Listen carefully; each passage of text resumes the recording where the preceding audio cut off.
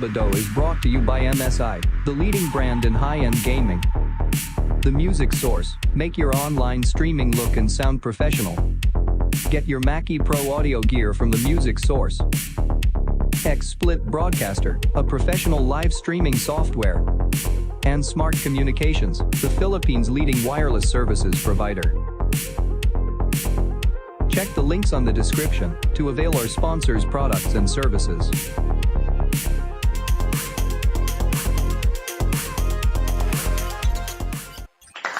Yes, good evening everyone, and welcome po sa TechSabado. Jing Garcia po ng TechSabado.com and also the Manila Times. This will be a very interesting evening, especially for those waiting for for this moment that we'll talk about Google Trends dito sa TechSabado. So I'll be joined by real data scientists based in Singapore. One of them is of course a Filipino. They'll be joining us later. But before that, I want to introduce to all our viewers my regular co-host here on TechSabado. We are now on our 7th year. Of course, wala akong ibang kasama dito kundi si Atty. Melvin Calimag po ng Newsbytes.ph. Magandang gabi, Jing. Yes. Very interesting talaga, no? Grabe. Alam mo, ang daming humihiling nito itong araw na to. Ang daming humihiling sa mga natin, circle natin about this. Pero bago yun, last week, wala ako kasi meron tayong inatinan na meeting for the elections. Of course. Mga lawyers for LENI. All of us here are volunteers for for our presidential candidate. And next week, wala, tayo? Broadcast na lang tayo. We will broadcast, announce na namin, next Saturday, May 7, the Meeting de Avance. We will broadcast it live here on TechSabado and also on our Today is Tuesday page. So the entire Meeting de Avance will be broadcasted and streamed live on our platforms dito sa TechSabado. Yun na, yung mga konting tulong lang namin, konting push para sa aming kandidato ngayon parating na eleksyon. Anong pangalan na lang, Jing? Oh, yes. Lapit na. Alam mo, parang ito lang yata yung election in recent memory na naalala ko talaga na yung mga tao excited, kinakabahan, natatakot, halo-halo na emosyon. That's so true. Hindi lang yun. This is the longest election I've ever experienced. Di ba? Naramdaman mo ba? Parang ang tagal. Na-feel mo ba yun? Di ba? Haba. Parang... Kasi kung noon, nung mga previous elections, walang pakialam yung mga tao. They won't vote. Sige, boto nyo kung gusto nyo iboto. Ngayon, hindi. Parang, oh my God, parang natakot sila. Diba? So, ngayon, boboto ako. Of course, attorney, sa live streaming broadcast natin tonight, syempre, nandiyan sa ating gilid, yan, tinuturo ko na. Nandiyan po yung live na rally po sa Bawan, Batangas. Yan. Dami, Yes. Talagang hindi napapahiya si VP LENI. Kahit saan siya pumunta, pati si Senator Kiko, kahit saan sila pumunta, hindi sila napapahiya sa mga numero na dumadating para sa mga rallies nila. Bukas naman, dito naman sila sa Dasmariñas, sa Cavite. Malapit lang yan. Okay. It's just one border away from my place. Dati, di ba, nagrally na dyan sa Cavite, pero saan ba sa Cavite? Sa General 3, so Gen 3, Yes, yun yung nag-start na talaga malaki na talaga, 48 kinontest pa yan, 40,000 plus. So after nun tuloy-tuloy na yan, wala nang sabi ni Boying Remulla, hakot daw, no? Talaga, alam po yung kagabi maraming buses sa Pampanga. Maraming bus ang dumating sa Pampanga. Pero yun na nga, bukas na tuloy-tuloy na to, until sa Meeting de Avance sa May 7. Actually, hindi ko pa talaga sure kung saan yung Meeting de Avance, pero everyone's saying nga sa Makati mangyayari. Pero we still have to confirm, pero confirm na po na May 7 po ang Meeting de Avance ng LENI Kiko tandem for their last leg na yon. Speak ko na yung Vince, Jing. Most likely siguro baka nasa 80% is sa Ayala. Ayala, yes. Oo. Ayala Triangle. From actually, hindi, actually, mag-start pa yata sa may Manila Pen. Manila Pen. Kasi ano yan, Oo. it's very symbolic. Ako, parating nga namin sinasabi ng mga grupo namin, they should finish it in Ayala because very symbolic yung area na yan. Oo. Halos diyan nag-start ang yung pakikibaka ng mga tao nung panahon ng diktatorya. Diyan nag-start halos lahat. Remember nung dinaan yung coffee ni Ninoy Aquino, yung confetti. First time Yes. nung nakita na nagbuhos ng confetti diyan sa Ayala Avenue. And wala na, after that sunod-sunod na yan. So very very symbolic yung Ayala Triangle. Baka mapaano na naman, baka naman tayo, ma-accuse na naman na Makati, Ayala, elitista. Artista, oo. Hindi po, naman. doon po nag-start kasi yung revolution. Pre-86 doon po nag-start. Tawag namin diyan sa school, Freedom Park. Parang nagiging Freedom Park siya. Nagiging Freedom Park siya. Wala nang Freedom Park. Hindi kasi ang ano niyan, ang konsepto niyan, Jing. In places na naka-acquire na ng identity as a protest area like Mendiola, yes. tawag dito sa Artigas, yung sa EDSA Shrine. Those areas, Jing, you don't need a rally, permit to rally, rally permit. Oo. Kasi those are protected by by the law, by the Constitution actually. To express, that's where you go to express your political beliefs and everything. Okay? So pag pumunta ka doon, mag-rally ka doon, hindi mo na kailangan ng permit. Ng permit, oo. Doon ka na lang. Magsisigaw ka doon kahit may makinig o wala, basta i-ano mo doon yung sentimiento mo. In the same way, siguro, yung Ayala, naka-acquire na rin siya ng identity as a parang bastion of a space for political. Pero siyempre, dinadaan ng masakyan. Siguro, pag nagkaroon ng rally dyan, you have to make arrangements siguro. Para hindi maapala yung ibang tao. Pero siguro naman, pag nag-rally dyan, wala talagang marami yung tao. Lalo't ulit, meeting the Avante, talagang wala rin talagang makadaan. Yes, mapupuno yan sigurado ko on May 7th. Bago mo basahin yung mga nasa natin comment sections, anuin ko lang yung natin dito, gimmick natin sa TechSabado every Saturday, no? Post nyo lang po yung inyong internet speed. Kahit anong bilis pa yan o bagal pa yan, sabihin nyo rin po kung sino inyong ISP, PLDT, Globe, Smart, whoever, basta lagay nyo lang po sa ating comment section at titingnan natin kung tama po ang binibigay na speed sa inyo ng mga telecom providers, ng mga internet service providers. Tingnan natin kung tama po base po sa inyong binabayaran. So post lang po ng post. Attorney, sino ba mga natin ngayon mangunguna sa ating comment section? Okay, of course, walang iba yung mga suki natin tulad ni Renato Tranquilino, si Alex Fuentes na nakikinig at nanonood from City of Smiles, Bacolod. Sabi ni Renato, kinakabahan na sila sa SWS sa Asia. Kasi mamaya sasabihin natin, nakaabang dito sila Renato Tranquilino. Si John Samatet, ayan, good evening mga kakamping, sabi niya ganyan. Ipadalot natin to. Si Seven Housing PH, magandang gabi raw sa atin. Yan. Si Mika Fernandez, nabitag si Mika. Ating kasama sa media. Go. Mika, good evening. Yes, go. Siyempre, of course, Mika. Diba? Lenny, konting push pa raw, sabi siya natin. Actually, matagal na namin pinupush eh. Diba, Jing? Si Alvin Pingol, ayan. Matagal natin pinupush dito, yeah. 65 Mbps. Si Carlo Saxon. Ang ating Carlo, kaibigan. good evening. Carlo, good evening sa'yo. Si Cabo ng Weteng. Ang ating, bumalik na si Cabo ng Weteng sa pangalan niya. Dati, nag-iba siya, di ba?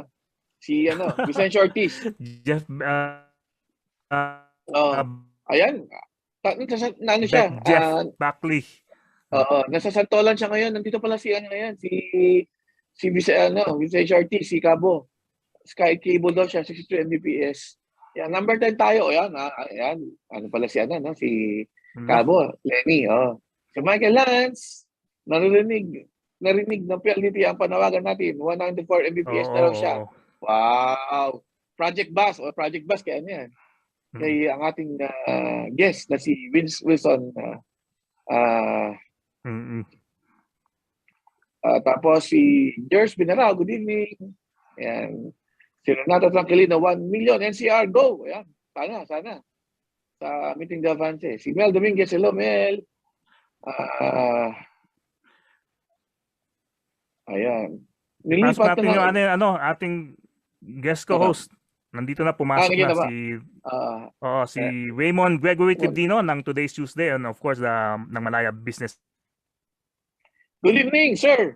Oy, Good evening, Tito Tribs. Yes, magandang gabi po. Welcome. Kasi Yes. alam mo, pumasok si Tribs kasi sasama si Tribs sa ating ngayong gabi kasi alam niya napaka-interesting itong natin, pag-usapan natin ngayong oras na to.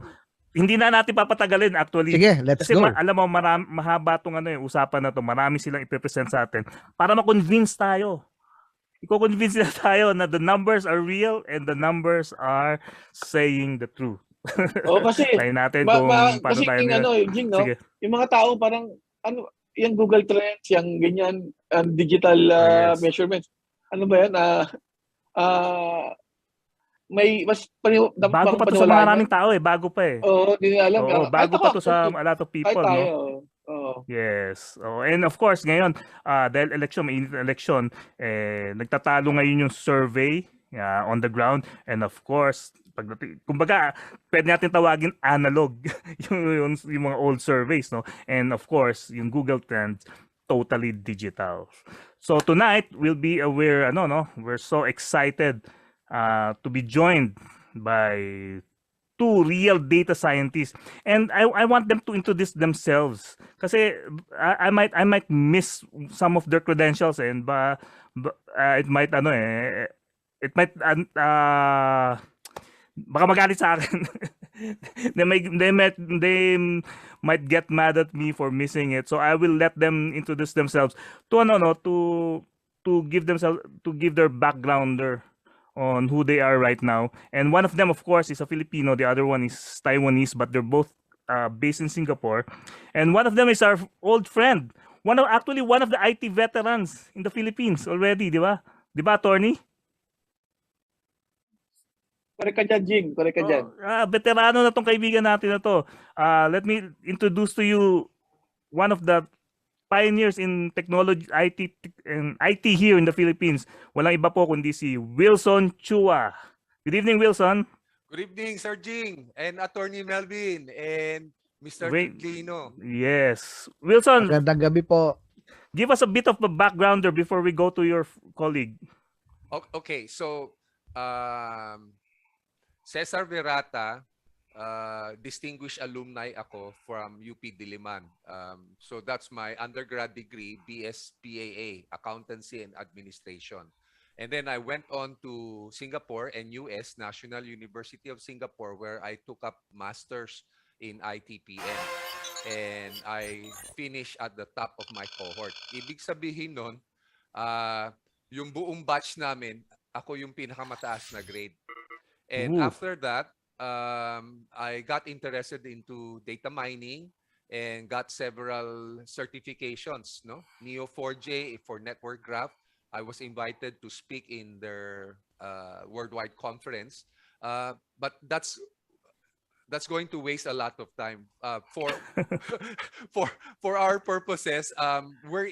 We've done a lot of public service projects in the past, For radio, we've done e-radio portal where we exported Philippine music and news to the rest of the 10 million OFWs worldwide. We've also run Project Bus to help measure Philippine internet. Another side project is our dengue project where we use data to help fight dengue. So these are all our advocacy. And then I met up with Roger, and now let's give the floor to Roger to introduce himself. Yes, his colleagues, ADDS, and of course, as a data scientist in Singapore, Roger Do. And good evening. Good Roger? evening. Great to be here. Yes. Can you give us a bit of background about yourself? Sure. I run a company called Q-Search. We do big data analysis, but I also do auto politics, which is for using big data and AI for non-commercial solutions. So in the past 7 years, I have ran over 95 election campaigns in Asia. So I use a lot of technology to figure out how do you help change people's mind. So during COVID, we gave Asian government, Thailand, Philippines, Singapore, Taiwan, Malaysia, Indonesia, alert about COVID disinformation attack on their people. And during the current Ukrainian crisis, we've been providing Ukrainian government and Ukrainian volunteers to combat pro-Russian propaganda around the world. So we are very interested because we know social media is so powerful. It can change society. And today I'm really applying this for election because democracy may not survive social media. And when Elon Musk has bought Twitter, maybe Elon Musk will be the new kingmaker around the world. So I'm trying to study how technology and psychology and democracy can survive together, or if one of them will kill the other first. So glad to be here. Right. Sir Jing, Wow. just Yes. to, as a joke, to really get a gist of what Roger does, he's the Taiwanese equivalent of Cambridge Analytica. If you say that, people immediately get Yeah. what he Yes, they does. already, yes, yeah, that's it. That's it. But before we go to your slide or your presentation, just a bit of backgrounder on data analytics and big data. Why is this essential right now, and how do we get numbers or create numbers from this data or analysis from this data? Just a bit before we go to our topic tonight. Right. So I'm a strong believer in looking for honest signals. When you ask people about their opinions, they won't necessarily tell you the truth. What they're really thinking, no? But everything you do online leaves a digital trail. And we believe that that digital trail, if you collect them, process them, and analyze them carefully, gives you the better, honest signals. So in a sense, we're using big data to read collective minds. Mm. Roger, And anything one of to the add? things, Yeah. one of the things I think about is you can lie on Facebook 1 day, 2 days, 3 days, but you can't lie for a year. Yeah. It's very hard. So we use big data and longitudinal study to study stable behavior over time. And people have to stop thinking about Facebook as a social media. What if Facebook, Google is the world's largest open diary? If you can read some of these diaries for a year, they can't hide their thoughts from you. And that's how we see the world. Everybody's now pouring everything they think about, everything they love online. And that's where democracy and privacy are facing off a really weird world. Wow, that's really something. And of course, I understand, Wilson, you have some slides to show and to present to us and analyze the data that you've been getting or hearing from, I don't know, from the Philippines, especially now campaign season. The numbers are there, the numbers are big, and you're here to analyze it. Yeah. Would you like to start? Let's drill down, dissect it for your audience and your Yes. readers and your fans. Okay, let's go. Can you pin the slide so I can read them?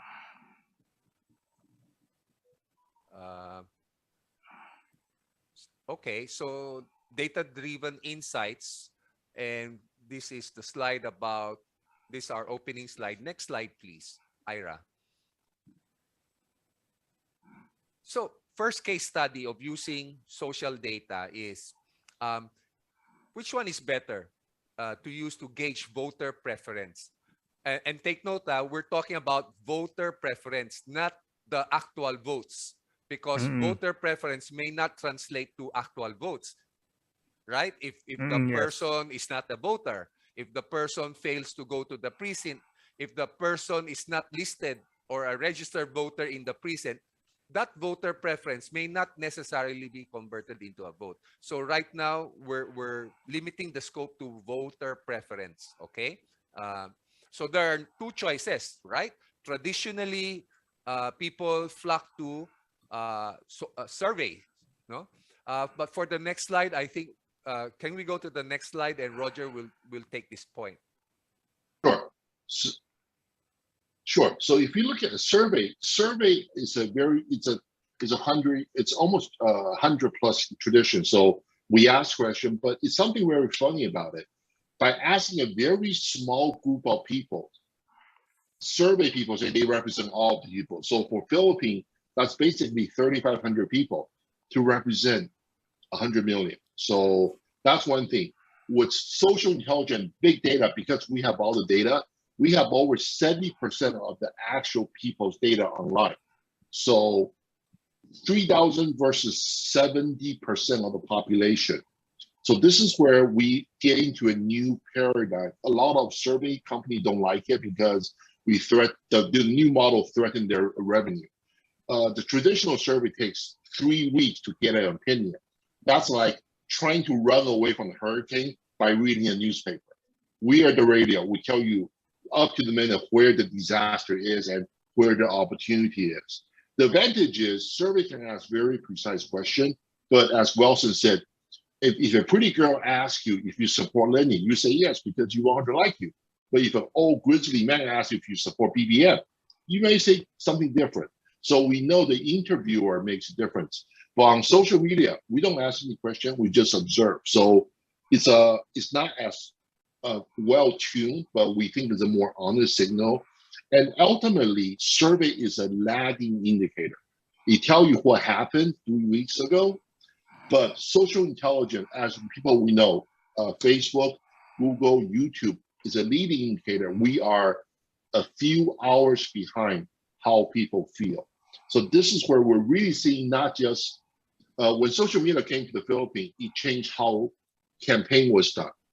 And now we're seeing how survey or opinion research is going to change because now the technology is affordable, campaign have access to it. They're changing the way they do business. They're changing how they move, how they think, how they plan. So it's a really exciting world, and it's very hard for older campaign model to catch up and to stay relevant. Right. Next slide, please. Most of you, most of the people in the campaign trail is probably aware or have seen this chart before. So this is a campaign material or propaganda or whatnot, showing the results of 6 surveys. Yep. Right? Mhm. 6 surveys showing that BBM has a commanding lead. You know.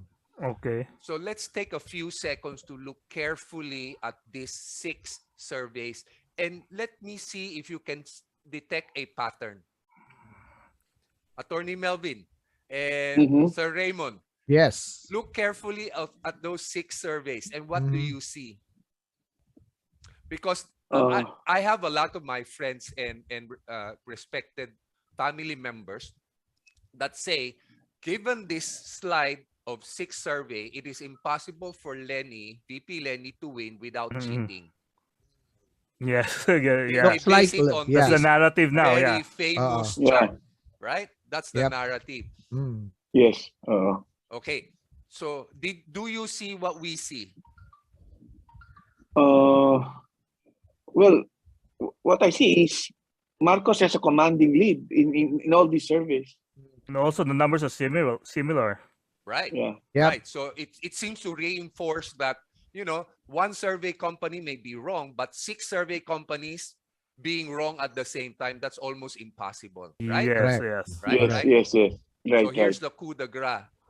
Ira, can you show our table now?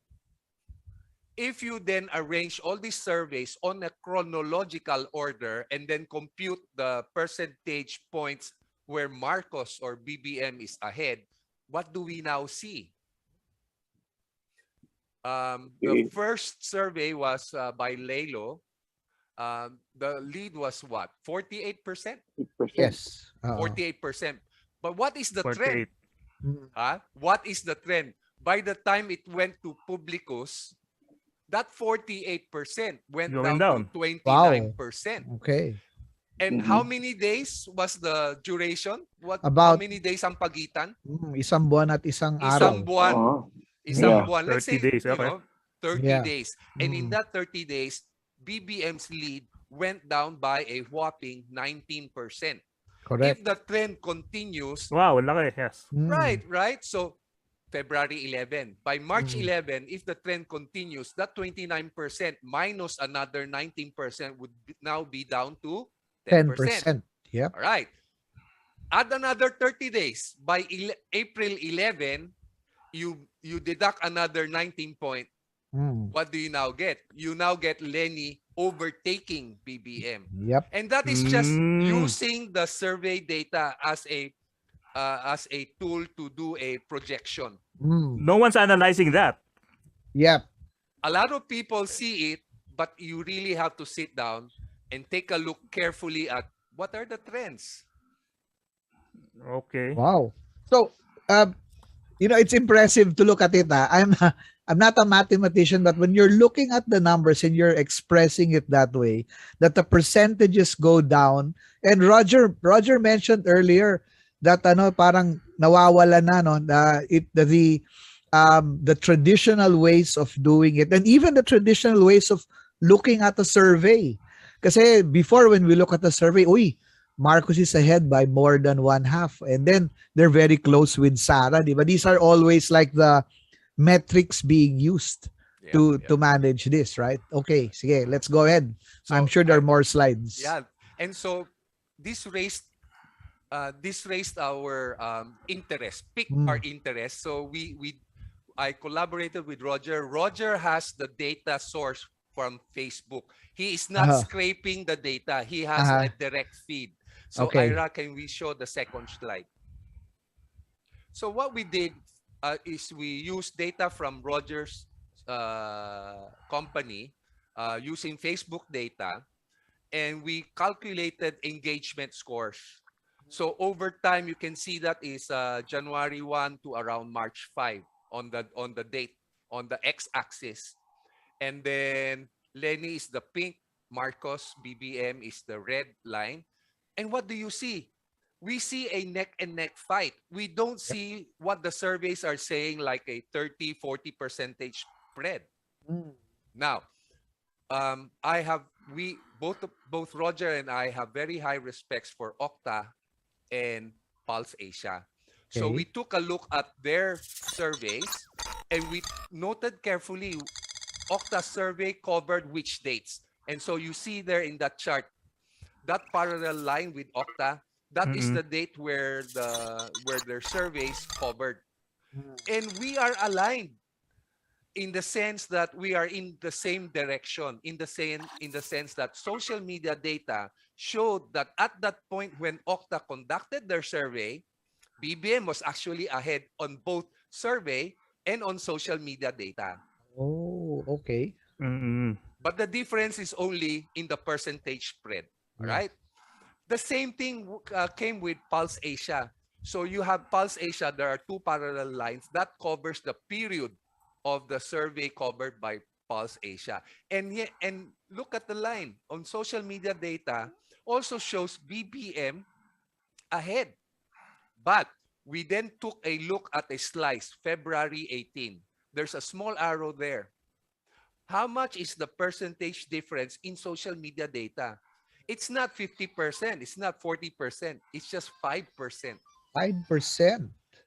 Social media data shows that, yes, BBM is ahead, but it's not ahead by the 40 percentage point. It's just 5%. And what else do we see? We see that by early March 1, March 5, LENI is already ahead. Wow. My goodness. And so that was a revelation to us. You see? So that's the mouse pointer showing the trend. That area, yeah. That was March 5. Would you like to see the latest last 2 weeks Of course. performance? Let's see. Of Okay, course. Ira. Show us, Ira, the next slide. So this is the latest, the last 2 weeks from April 14 to 28. I can't see the actual slides, so I'm playing from memory. So you see the pink there? Yes. Those Yes. are Lenny's numbers. Oh my God. Oh, 24, 40, and then 53. Correct. So it Uh-huh. seems like on social media alone, the numbers have now flipped in Yes. favor of Lenny. Lenny. And Okay. remember what Roger is saying? Social media data is a leading indicator. No? So Okay. what will happen here is if there are surveys done during this period, the later part, you will see or they will show that Lenny will have a higher percentage point. It will be reflected. Okay, But so but how accurate is that? Because we know that there are trolls, and of course there are duplicate accounts. How do we clean those data from your analysis? Roger. So we don't. So everything here is real time. We don't adjust the number because every one of these diagrams behind it is about 30 to 50 million data points. So Okay. nobody has a troll network that big anymore. Yeah. So we are relying on a large number to Yeah. adjust for that. So Correct. this is where precision comes in. We know we are oversensitive to coordinated action. We know we're oversensitive. We understand that. That's why we're looking at, okay, are we directionally aligned with everything else? Then we think about, okay, how much can they really influence? If the gap is like 1 or 2%, we don't consider ourselves accurate because we know we are within the range of manipulation. But if we're ahead by 5, 8, 10%, we know that nobody has that much power to manipulate social media data that much. So Is that for true? us, Yeah.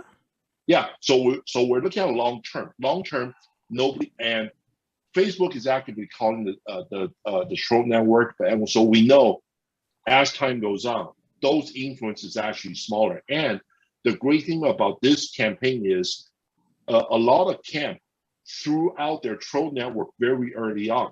So they gave us the time to study them, and we have actually reported a lot of the group to Facebook, saying this is so by being so eager to over manipulate people, the troll network help us extinguish them because they play their card way too early. A lot of campaigns are not very disciplined, so they tip their hand way too early. So this has been great helping Facebook clean up their data because we know who they are now. Yep. Now, So that Roger, sorry, that Roger is like your whole system, detected all of this inauthentic behavior, and then their own manipulations and behavior were the ones to give you an idea. That gave them away. Yeah, Actually, gave them away, Yeah. right? Right. Yeah, because you have to realize a lot of these troll network, they're very lazy.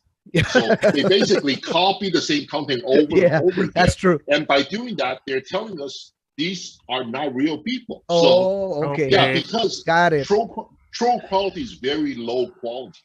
They're not creative. They're not here to help you with. They're here to make money. So they do the least amount of work possible. and so continuing, Yes, Ira, please. can we go to the next slide? Because people are saying, not everyone's on Facebook. yes. How about Twitter, YouTube, TikTok, Reddit, blogs, and news, and Twitch, even Twitch, the Yep. gamer network, right? So we also took a look at those networks and did the numbers. And across the board, Lenny is still on top, at least Wow. for the most recent 7 days, Mm. right? So what you're seeing there, the numbers are too small. Lenny's on top in terms of engagement and in terms of sentiment. She's better loved or liked. Can you define engagement and sentiments for us? So, Roger. Sure. Engagement, we look at a like, share, comment, second generation share, and we use that to make sure if the content is well engaged across these metrics, we consider that high quality engagement. For sentiment, we use the basic 6 Facebook emoticon, love, anger, haha, lol. Okay. So we use that. So that's how we know that Lenny has a much higher positive and a much lower negative, and her net sentiment is very positive. This is where Wilson did a lot of work. We figured out the framework, and we're trying to apply the same kind of sentiment framework throughout all the available data. Yeah. And so, Ira, the next slide, please. And so we now come to the famous Google Trends. Yes. So remember when you invited me to guest on your show, and I said, hang on, let's wait for the French election. Yes, Because yeah, we we were did. doing, yes, Yeah. there's a reason for that. We were doing an in-house experiment. Can Google really, Google Trends predict the winners of an election? So the idea behind that is, for example, si Sir Raymund favors, let's say, BBM. Human nature being what it is, they would most likely be searching more for BBM. Yun yung bata mo eh. Yun yung kandidato mo, rather than any other candidates. And so if you now compile all the searches for each of the candidate done in Google and you compile it, thankfully Google already does it for you. You only have to ask. You only have to ask and it will show. And that is what it shows for the last 7 days. So the blue line there is the line for LENI. Okay. What we can see is a lot of people are searching for LENI. Now, we also have to acknowledge that some of those people searching for LENI are searching for her weaknesses, or our haters Correct. searching for her. But if you take the big picture here, the majority of people that searches for a candidate are pro for that candidate. Right? Yes. And so we tested out this premise in the French election. And two lessons we found out. Number one, it cannot be restricted to just France. So if you look at my Google Trends, I put there worldwide, not just Philippines. Why? Because the Philippines allows overseas voting, similar to France. France also has worldwide overseas voting for its French citizen. Okay. The next lesson also is that the last 7 days are the most critical. If you take the 30 days, there's some noise involved. But for the French, they made their decision in the last 7 days. So I'm thinking that, a sizable majority, and I've heard other pollsters say this, they estimate between 30% undecided that will make their decision in the last 7 days, which is next week. Next week, yeah. Next week. So this Google trend here is not yet definitive. It just says that as of this moment, VP LENI is preferred, but things could change. So if we continue monitoring Google Trend and the trends are still favorable for LENI, chances are there's a high probability that the voter preference will translate into votes. Wow. Right? So yeah, because there'll be as far as I know, there's no traditional surveys coming out right now because of I think there's a ban 15 days before the election. Okay. There's already a ban, so nobody would know if there's actually a survey happened last April, early April, or last days of March. So whatever surveys that were done in those days, wala na. That's it. So everyone now will be focusing on Google Trends. That I think, that I believe. The nice thing about Google Trend, as Roger was saying, you can do it yourself. Doesn't cost you an arm and a leg. You know how to browse to Google? You can do this. And yeah, so that's it. Any more questions before we move on to the next slide? So Ira, can you move to the next slide, Ira? So this is Roger. Roger, take it away. Yeah, the world, everybody around the world, we're in a transition from traditional democracy to digital democracy, digital society, away from broadcast. So not all part of the election process. The survey company, the campaign, they are in different mode. Senator Locson is a great credential, but he doesn't embrace social media, and we will see how much that will cost him. So we got to adjust to it. Democracy have to be adjusted. A lot of time, people are used to buying TV commercial, like you can buy like a week out and you move the votes. But social media, you still need lead time, because just building a brand is not enough. You see LENI, she is doing amazing connection with people, ground operations. So social media is actually making ground operation more important, because it amplify authentic connection. And that's one thing BBM haven't been doing too much of. So it's still very broadcast. So we're, from all these data we're seeing, as a professional, I look at these campaigns, I look at, okay, I know exactly what they're doing. I know exactly why they're doing it, and I know what's going to cost them really. Ultimately, it's a battle. The democracy is an ongoing battle between people who understand and people who don't understand election and voters. So social media is actually making democracy more sensitive to voters, because now you got to get closer to the voter. 10 years ago, we can just like hide behind TV commercial or debates. Now we have to go back into the crowd. So in a way, it's actually making democracy more direct. It's also making it easier to manipulate. But so we have both good and bad. And ultimately, I think in the long term, social media is going to make democracy stronger, because it forces it to be more authentic. And I hope the election is a peaceful one. I think that hopefully the transition will be very, very smooth and peaceful, because we are just in a dangerous place in the world right now. Yeah. But let's not be a downer, so let's not discuss the increasing polarization of the other camps. Next slide, please. So we thought to ourselves, we'd like to also demonstrate that social media data can also be applied for commercial and enterprise purposes, right? So in this case, let's study what the social media is saying about the different ISPs, the internet service providers in the Philippines. Oh, that's interesting. Right? Wait. Go ahead, Wilson and Roger, can I make one question regarding the election survey? Yes.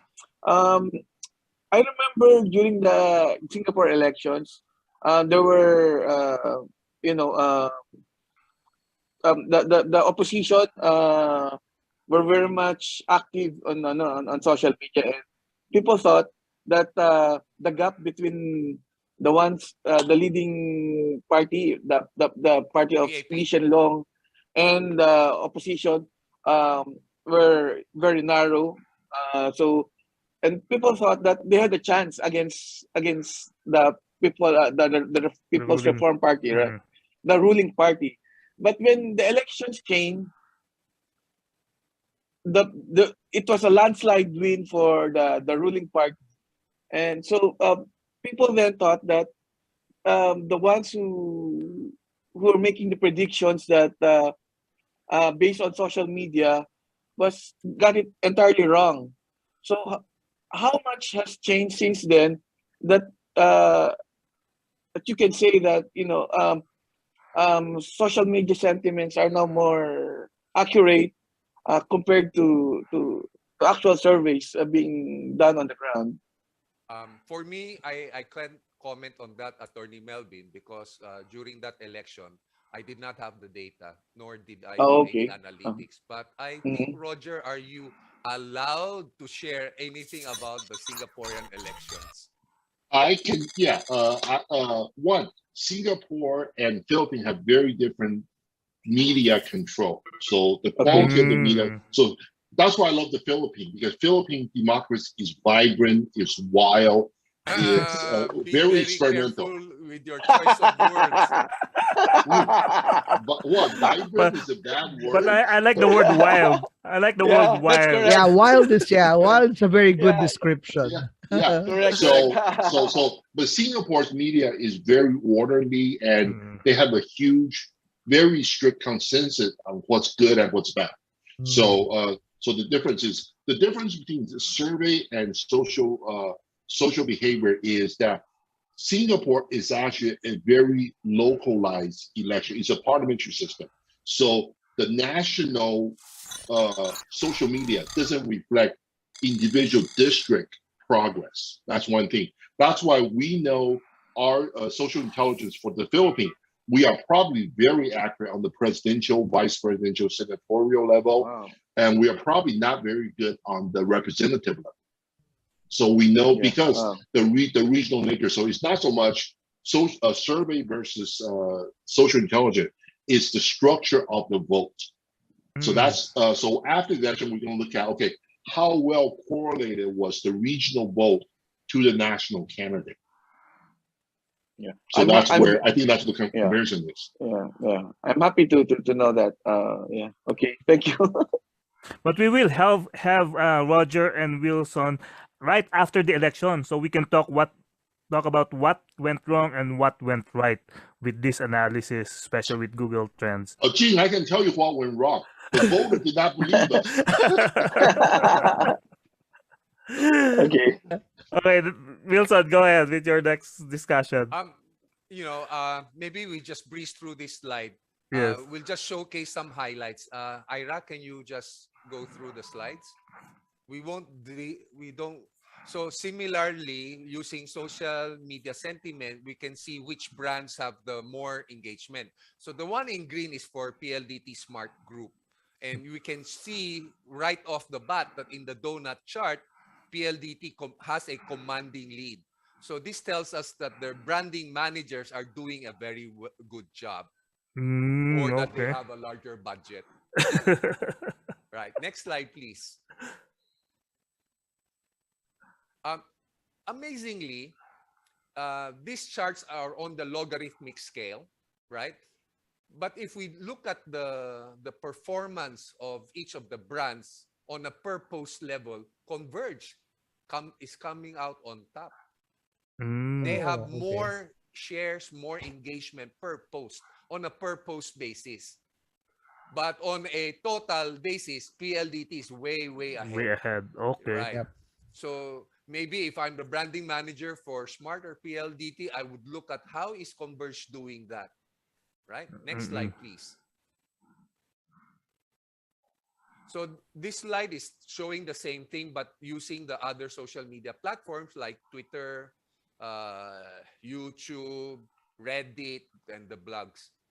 Here you can see that PLDT is also still has a commanding lead, but curiously enough, in terms of reach, Globe's, that purple spike that you see at the end, that's Globe. Globe did something in the last 2 days.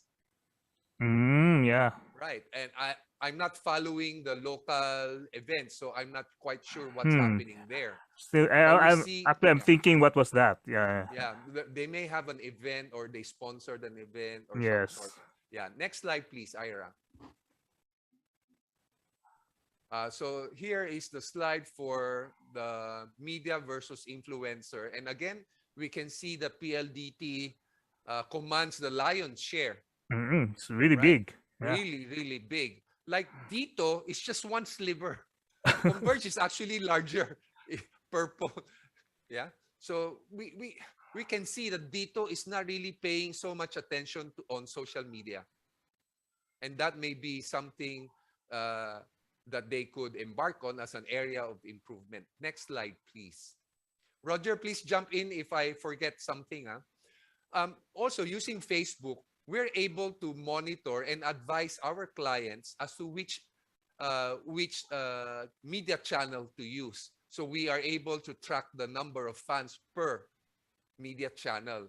And ABS-CBN, GMA, and Inquirer are the top 3. Yeah. Manila Bulletin, to which I am the tech columnist for big data, is 3. Yeah, it's in the top 10. Yeah. 8. At least it's still in the top 10. Next slide, please. But what we can do here is drill down further and say that for PLDT, these are the media channels where mentions of your company gain the largest engagement, gain the largest reactions, gain the largest share. We can drill down to that level. The numbers are so small you can't see it, but the capability is there, right? Next slide, please. So that's also sentiment. And as you can see here, PLDT on the lower bar chart, PLDT has the largest positive sentiment, but it also has the largest negative sentiment. That one in red, that's the negative sentiment. Oh, yeah. Right? Malaki nga, no?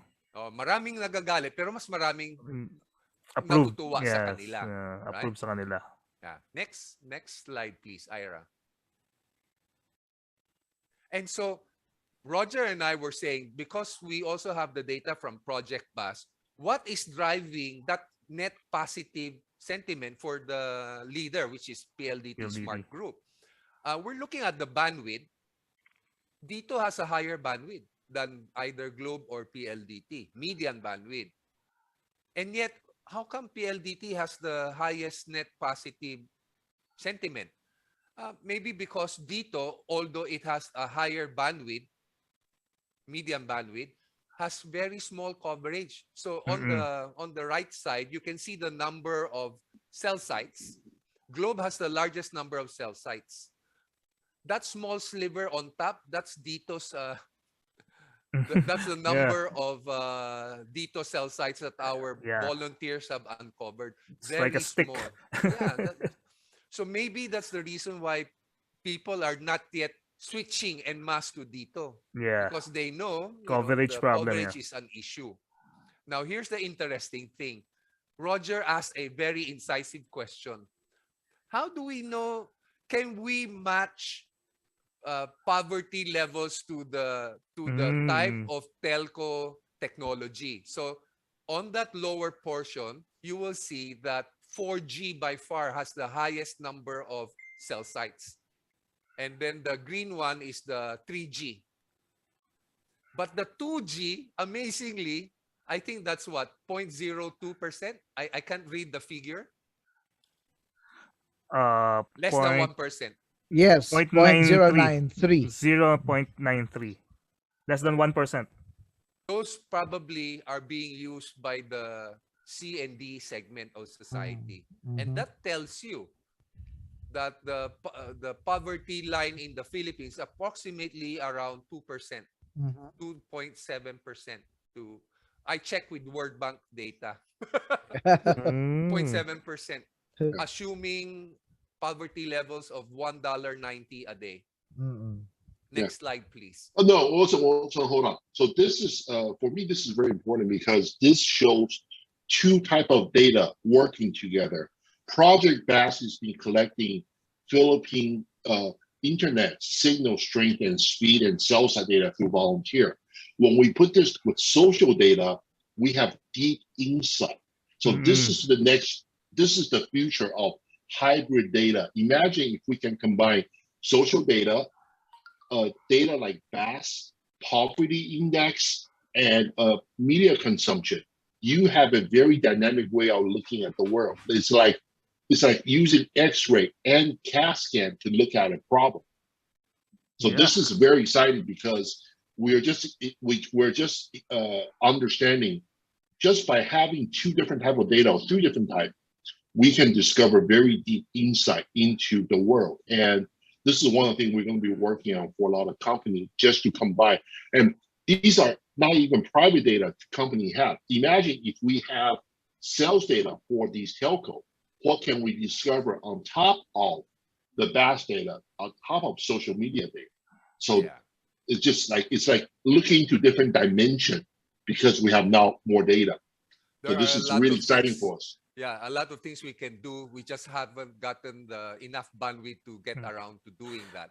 But Wilson, sorry, have you considered that the number of mobile phones in the Philippines is more than the population? Yeah. Okay.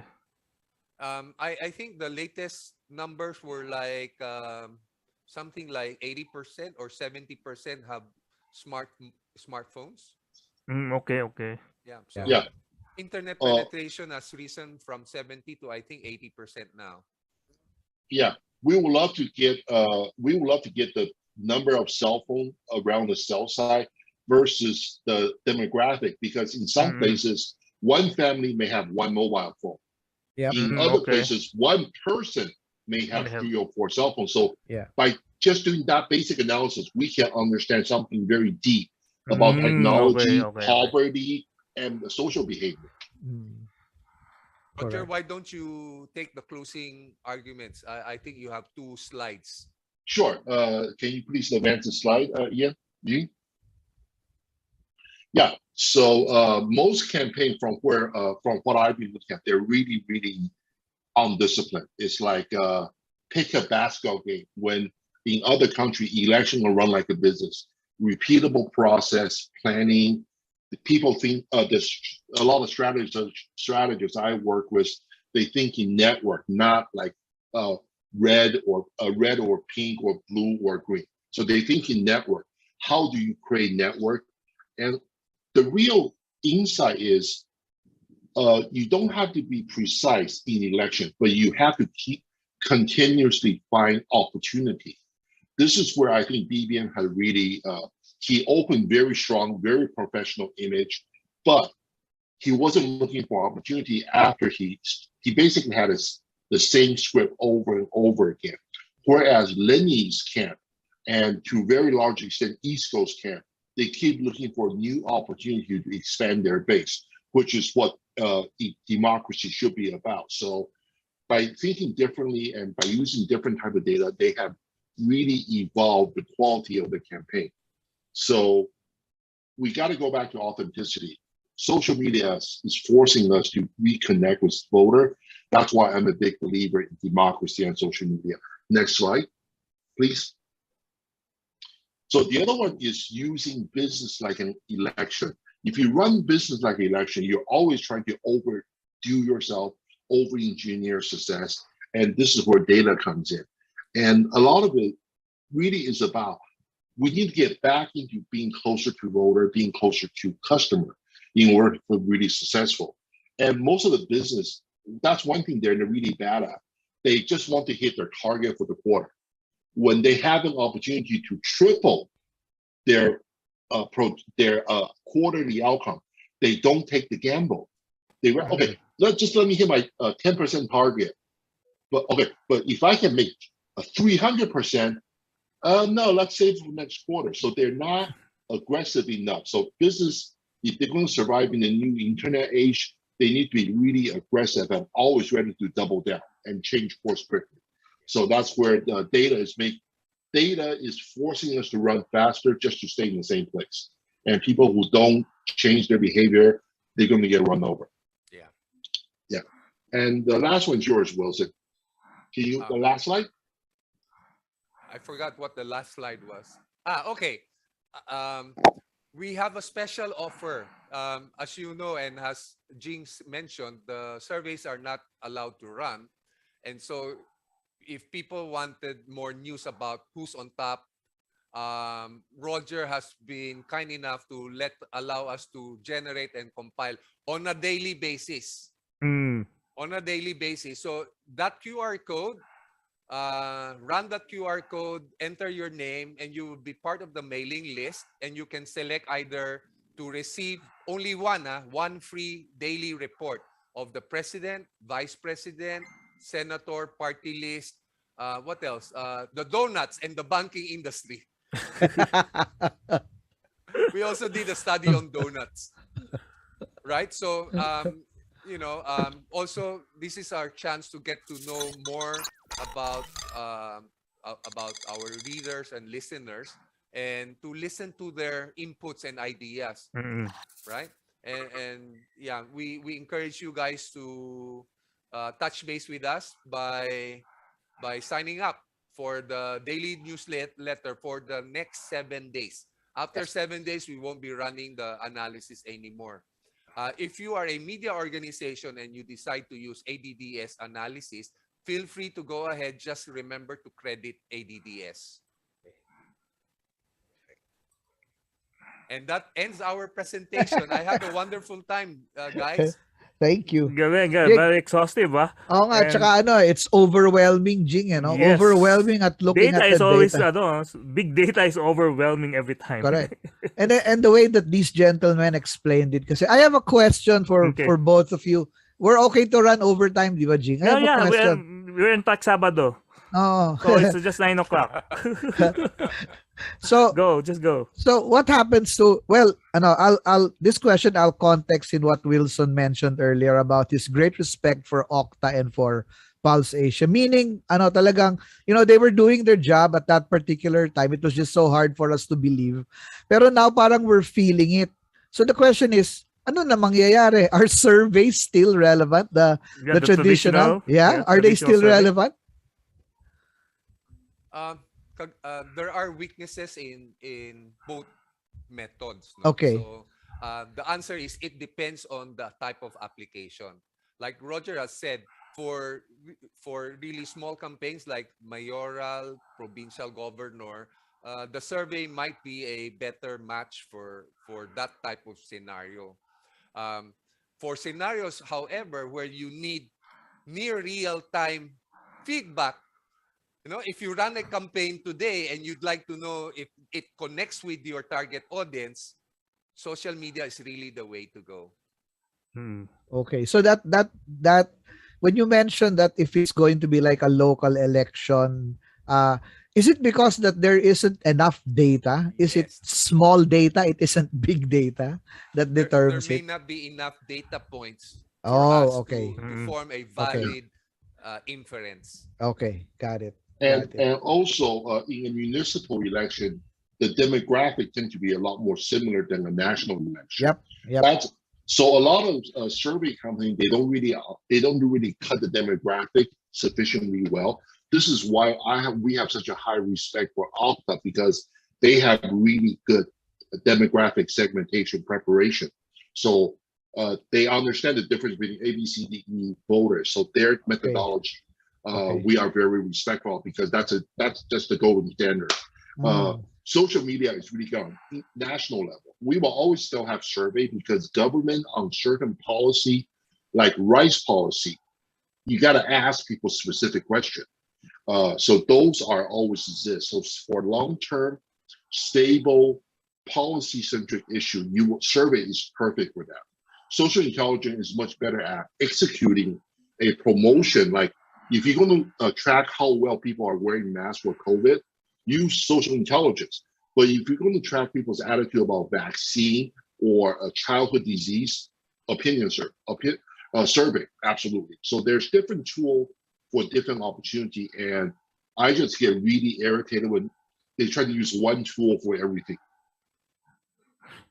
But I might have missed it earlier, no. But does it make a difference if you're a first world well-connected country compared to like the Philippines where not everyone's connected to the internet?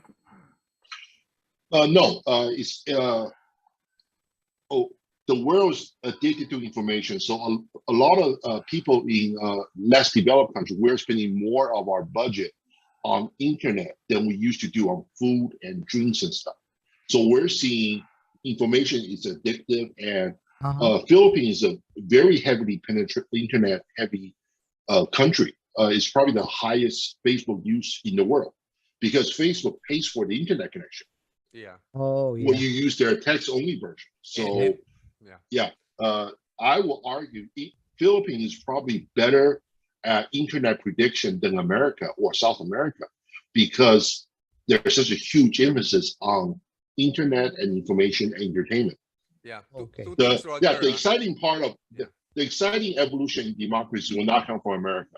It will come from Asia, where we have wild, open democracy. And There's that word again. And expanding use of internet. This is where the innovation will happen. Okay. And two things if I may add, Filipino culture are very clannish and tribal by nature. And you hear anecdotes of people prioritizing loading of their cell phone rather than buying their next meal. Right? And so when people say, you know, poor people don't have internet, they're looking down on poor people. Yeah. You know, you know, yeah. That's true. Yeah, and people fail to realize what the internet represents. The internet is just a tool for people with less income. They favor internet because internet means emotional connection to their family. It doesn't mean Netflix. It doesn't mean Google search. It means hearing your mother's voice, knowing your sister did well. Yeah. So that's what data doesn't show you. So you have to understand what people use the data for. And the Philippines will always have the strong connection with each other. This is why the ABCDE division is a bit artificial, because we know data, persuasion, emotion flew back and forth between the classes because we're one giant family. Going back to the election, the way you listen to the data on analytics, is it similar to the way like Lazada or Shopee listen on social media and knowing what the people want? Is it something similar to that? So for Lazada and e-commerce sites, what they typically do would be market basket analysis. So that, you know, the famous Amazon line, you know, people that bought a mic also bought a mouse. Would you like to buy a mouse? So those are typical examples. Okay. The other examples would be lookalikes. You know, Jing, people with your same profile that bought a shirt also went and bought a Levi Strauss pants. Because they can string together all these data points and say there is a pattern. There is a connection. And we're not even using more advanced network graph analytics tools on this data set, because sadly the data that we have coming from Facebook is already anonymized, highly aggregated and anonymized. Okay. If it were not anonymized, and if we could identify specific people, we can identify communities, we can identify tribes, we can identify thought leaders, influencers, and how their ideas spread from them to their community. A lot of other stuff that interesting stuff that we could do, were we not hobbled by the data privacy, protection, data ethics. Of course, yes. Yeah. Well, Wilson's absolutely right about the e-commerce usage, but that's 10 years. That's really interesting. What we're doing is we are working with a company in Taiwan called MSI, and this is something Google's developing called Desire Ledge. Lazada is trying to sell you the next product. Google's Desire Ledge and what we're doing with MSI, we're trying to sell you the next lifestyle. Because lifestyle is 10,000 items. You buying this mouse, Lazada will sell you the next keyboard. We want to sell you the next lifestyle. Real estate, car.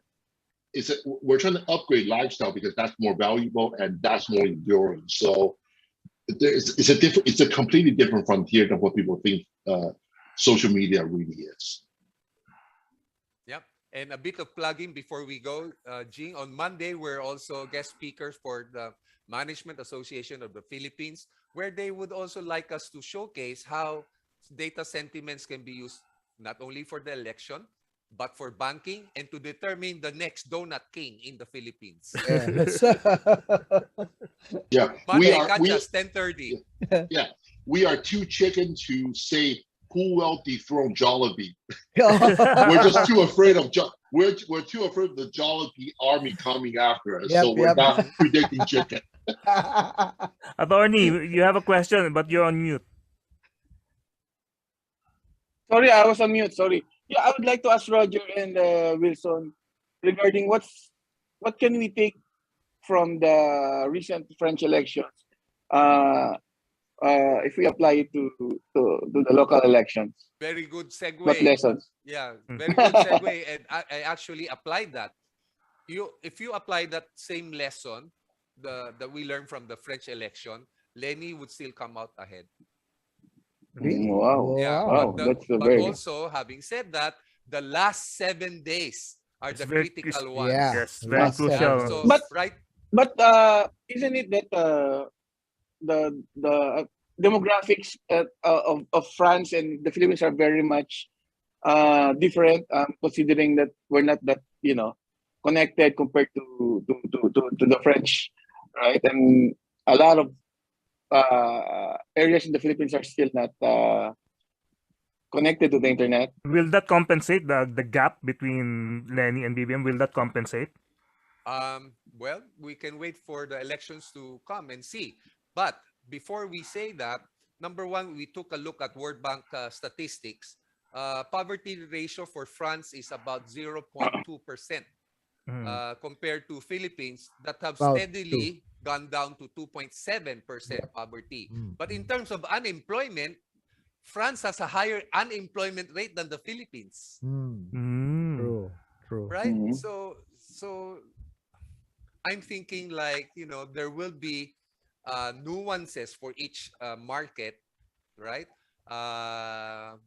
And what we'll do is we'll keep our eyes open on what happens during this election and find out areas where we are wrong and recalibrate our models so that the next campaign that we handle, we can bring those lessons to bear on the next campaign. Absolutely. And another thing is, the French, our model doesn't cover barangay. Barangay captain have a lot of power in the Philippine election, and that's something the French election doesn't have, and the internet can't track. So, Philippine is it's a much more dynamic democracy than French. So we are learning where our data fit and where our data doesn't fit. But the interesting thing is, Macron have the same strategy, which is prevent traditional French voter from defecting, whereas the far right had used the same lens. They keep changing their branding, so they keep building a larger and larger network. That's why they did so well. So the strategy was very predictable. It's just that the challenger is using the network building, and the Macron was using the don't lose any more vote. So the far right actually did far better than Macron did. They didn't hit the number, but they're actually emerged from the election stronger, which is what the internet predicted. We knew it was a closer race, and Macron may have won in the number of votes, but the far right basically bought themselves within the 10 years of influence in French politics. But that could happen also here. True. Right? That's why for prediction, we always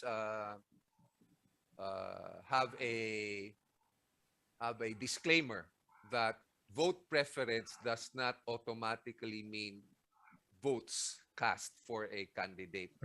Local machinery on the day of election will play a vital role. Local machine. Yeah, That's very true. We reserve the right to be wrong. Right. That's a very A good data science project disclaimer. is continual iteration. You have a model, it has 80% accuracy, and then you get new feedback and train it until it gets to be 90%, 95%. So the more data we have, the better the model. Do you feel that other data scientists are looking at this election? Oh, They're monitoring it, especially but I think we're the only ones that did this as an advocacy, and as a reminder and a statement of conflict. We have no financial backers to our study. None of the political parties are funding our study, and so we're beholden to no party. No one, yes. Yeah. And good to hear. because our cost is so low, we can run this as a public service without, like, any company who spent $500,000 pesos running a campaign. Please don't tell me that's. I really question the neutrality of their data because it's so expensive. But that's me. I'm a cynical person.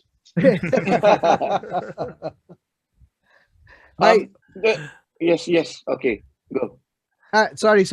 I just want to backtrack like two discussions earlier when we were talking about collecting data, and Wilson mentioned about basically it's a privacy question, di ba?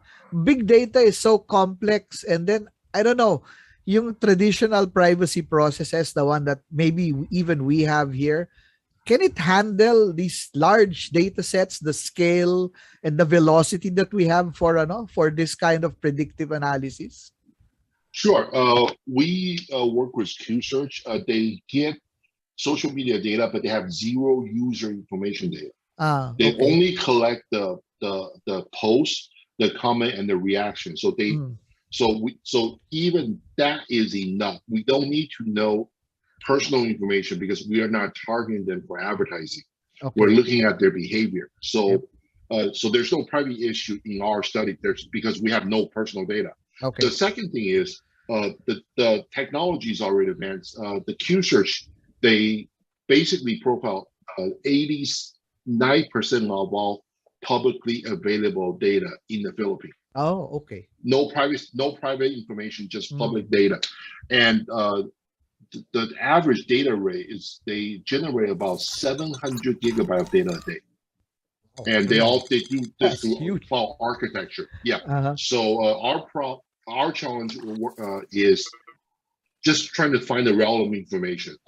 We have too much data, Ash. So Wilson and I were always looking, how do we refine the search more precisely? And we are very lucky because we have access to the data. So we actually have too much data. So we Too are much very, data. a lot of data scientists don't have enough data. We actually have too much data. Good problem. Wilson, Carlo Samson has a question for you. What's with that Donut King thing? The answer is register and attend the 10:30 Monday event. Okay, and okay. We will explain it there. Yeah. Okay, you have Donut your King in the answer, Carlo. Philippines. And we will tell you which donut franchise is the most valuable franchise to buy as a small business owner. And again, these studies are made without funding from external parties. So it's totally unbiased. Wilson, I'll just like to go back to I think that was the first or second slide, no? Regarding the downward trend Yes. of Of the BBM. of the BBM shares. Do you expect that to go down further until election day? we actually did mention that LENI is now ahead. Not only did BBM's lead go down, it actually reversed. He's now catching up to LENI. But that is on using Media. social media data. Oo. Pero yung survey, yung downward trend for BBM, that's on the survey, right? Pero yung sentiments ninyo kay LENI being on the upper hand, it's on social intelligence, right? Right. So magkaiba yung data. Yes, two different sources saying more or less the same thing, but also it's a close fight. So even in the month of March and April, there was a time when BBM also caught up to LENI. So it's neck and neck. Neck and neck talaga. Neck and neck. That's what we see in social media. But What right about now, Isko? wala na. Wala na? Is it Laglag na? insignificant? No, Isco, although the candidate, I would thought Isco, because he used social media so well for we expect him to be the king of social media, but he had a lot of leadership problem, management problem. His campaign was frozen for almost 2 months because of the management problem. So he actually he ran out of time. He ran out of time. Should have gotten interesting. Yeah. Yeah. One of the things, because because the race is so tight, basically I'm predicting there's going to be one more black off attack against LENI, and it's not going to work because the black off attack, the last one, the formulation was completely wrong. Yeah, the fake video was completely wrong. So I don't expect BBM to have a new message. But I do expect LENI to be attacked Black Ops. In the last 7 days. But do you see a pattern that it could flip? The in last the next 7 days would be days? Yeah. critical. Yeah. So was there a pattern? Like for example, in the last 3 days, 4 days, it might flip because there was actually a pattern earlier. Was there?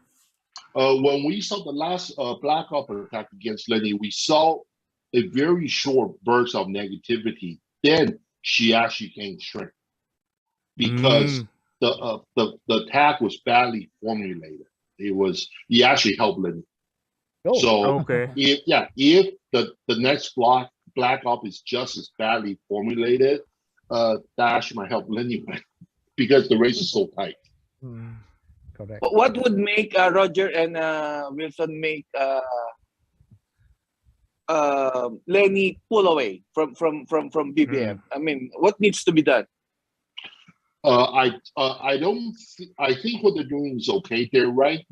For everything they're doing, Rowley, you're basically securing their lead, and they're trying to inch up 1 or 2% at a time.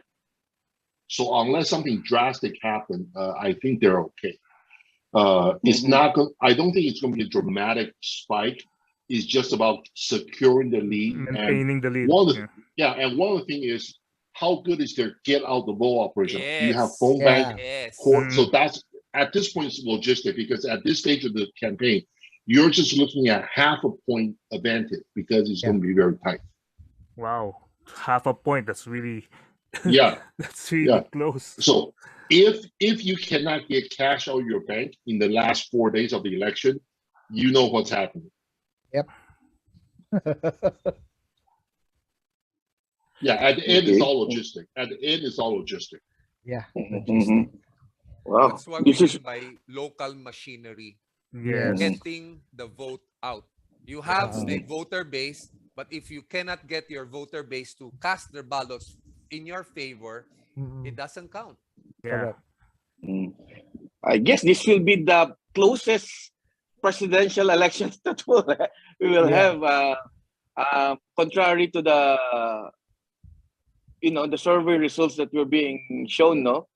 Because as you said, it's a neck and neck race between BBM and LENI. So it's really very, very interesting, and We're just hoping for the best right now. for the best. Yes. Maybe we should start to say, we pray for a peaceful transition of power. Yes.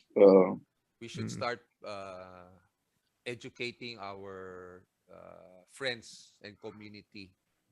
No matter who wins, let's accept the outcome of the vote. Of course. Yeah. In the end, that will be That's the right. best way to do it.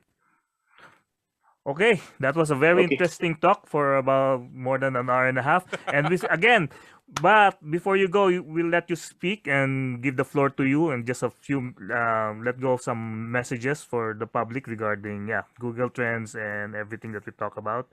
Just something to say. Wilson? I'll let Roger go ahead first. Okay, Roger. Okay. One, I wish Philippines will have a good election and select the right leader, because we are facing dangerous and desperate time. We need good leadership to get our countries back on track. And from the point of a guy who lives with data all the time, data is good, but we have to understand what's really behind the data, which is the human heart. Correct. If data doesn't lead to psychology, it's useless. So data scientists need to become not just number cruncher, but we got to become people. We got to observe people. We got to become psychiatrists. Ultimately, it's about using data to find insight, to change behavior, to change the world. Wilson? What Roger said, I double that.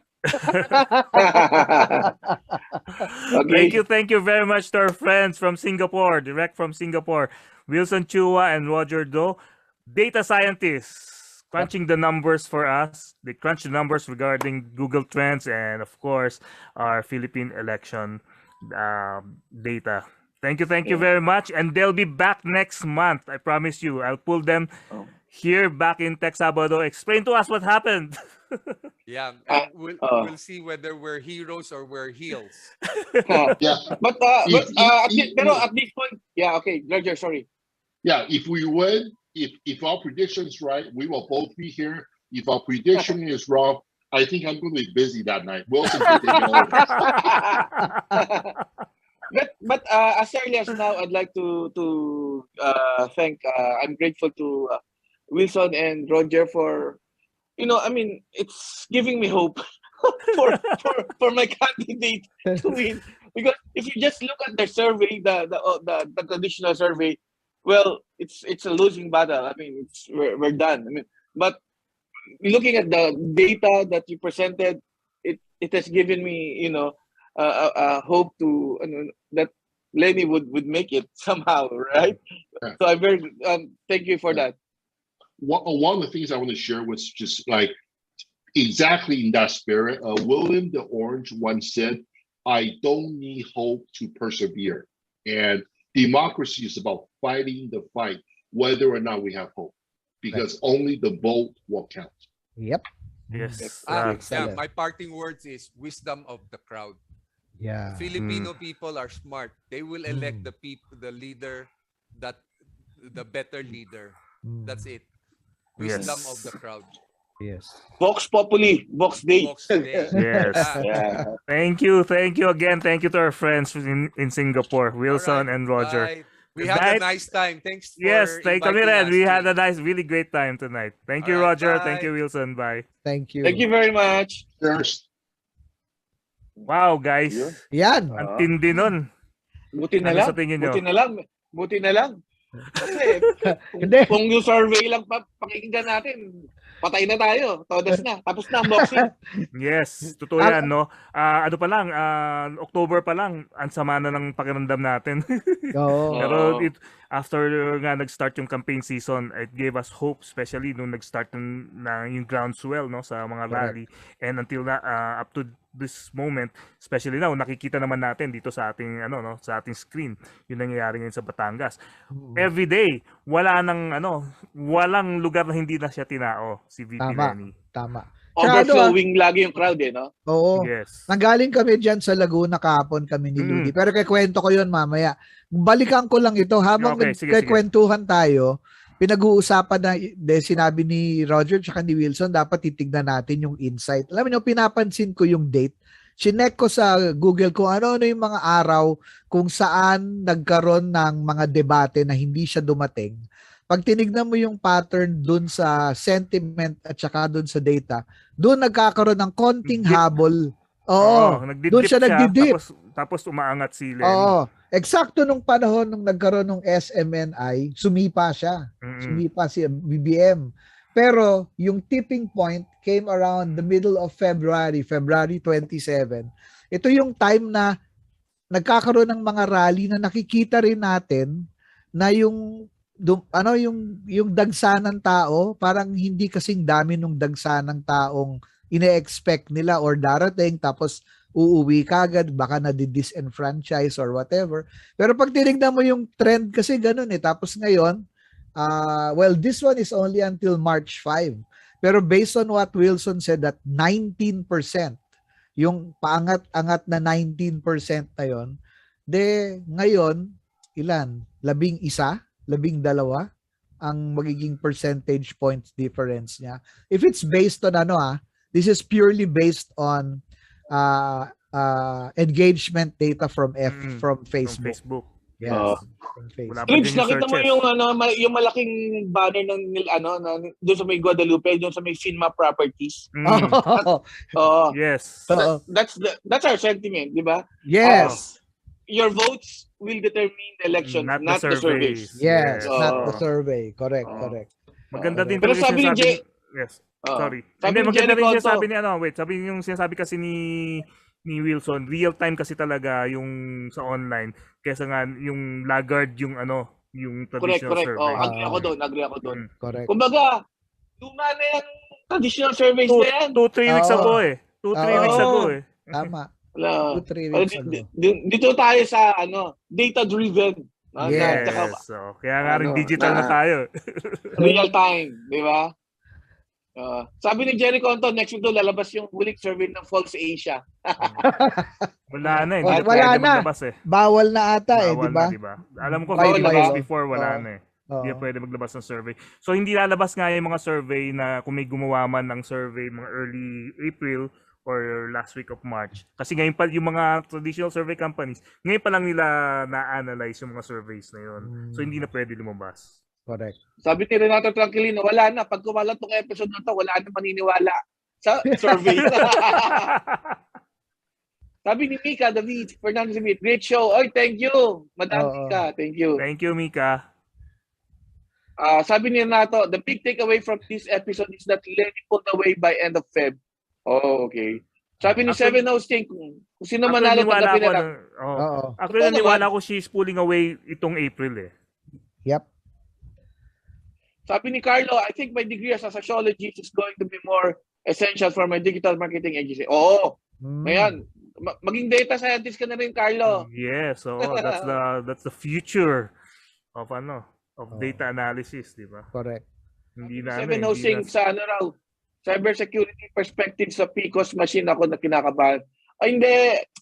Ano na, huwag ka maniwala dyan, Anton. Yung Ako, mas kabado ko dun sa mismo yung machinery, yung Oo, tao. yung mga tao. Yung Yung mga electoral tao sa machinery, Correct. yung vote buying. lalim. Wala na kasi hakot ngayon.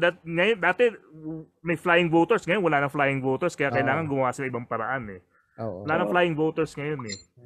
Yung machine na demonstrate na sa amin yan ilang beses na, unang labas pa lang ng unang sampa pa lang ng Smartmatic sa Pilipinas, yung Cyberpress dinemo sa amin yan. Correct.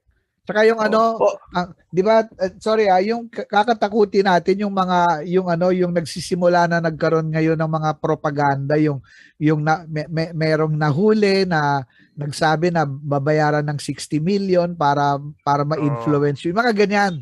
Diyan Yung tayo dapat conditioning na yung conditioning na there's going to be something wrong dun Correct. sa election. Sila Correct. na mismo nagpaplanta sa atin yan eh. Correct. They're Correct. planting Oy, overtime na tayo.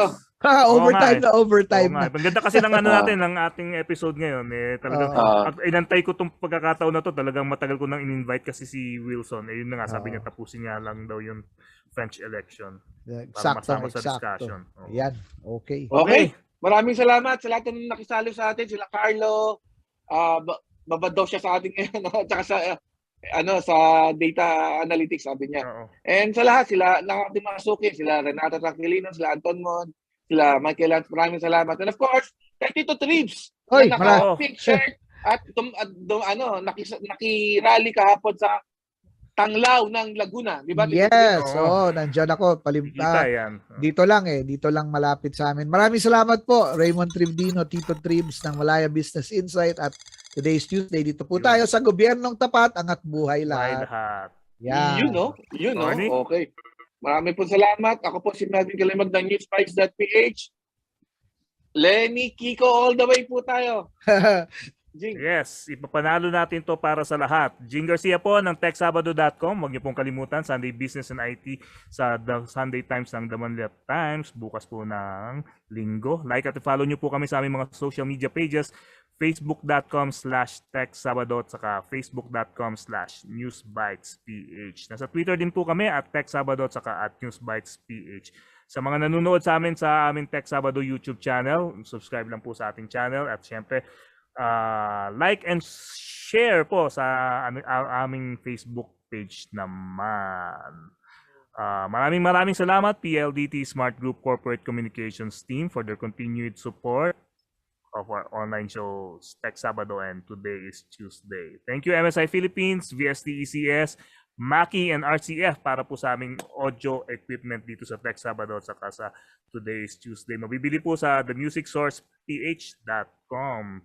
Distributed po ng Forerunner Technologies. Tandaan, hindi lahat ng nasa internet ay totoo. Pangalagaan niyo po ang inyong mga data at private personal information para po makaiwas sa identity theft at na pwedeng gamitin sa cybercrime. Keep in mind, if you don't stand for something, you'll fall for anything. Respetuhin po natin ang karapatang pantao. Dito na po nagtatapos ang TechSabado. Sa Martes naman po kasama si Tito Tribs. Today is Tuesday. Hope to interact with you again on Facebook and YouTube on our next show. And as COVID survivors, lahat po kami dito, kompleto na. Hindi, kompleto sa bakuna, kompleto sa COVID. Lahat po kami dito, COVID survivors. Lahat ng variant. Lahat ng variant na dito na po sa amin. Well, stay home, stay safe, and take that vaccine, and of course, your booster. Have a great weekend, people. Yes.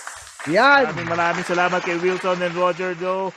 Babalik po sila next month, and of course, sa Mayo 9, ating presidente, Lenny Robredo, vice-presidente, Tito Pangilinan.